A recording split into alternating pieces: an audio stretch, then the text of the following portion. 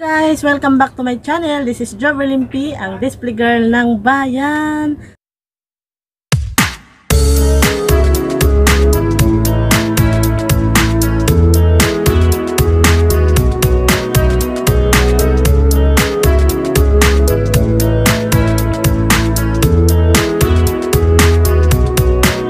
Ayan, time check tayo ngayon guys ay 4 PM na. So, wala naman ako masyadong ginagawa, tapos wala pa naman masyadong customer. I-display ko lang muna yung iba-ibang mga item. Yung mag-refill lang ako ng mga ibang item, or kung sisipagin pa, mag-ano na ako, magdi-display na, kasi para malinis na yung sala namin doon, kasi maliit lang yung bahay namin. Hindi pwedeng ipagpagbukas pa to, kasi kailangan maligpit na to lahat.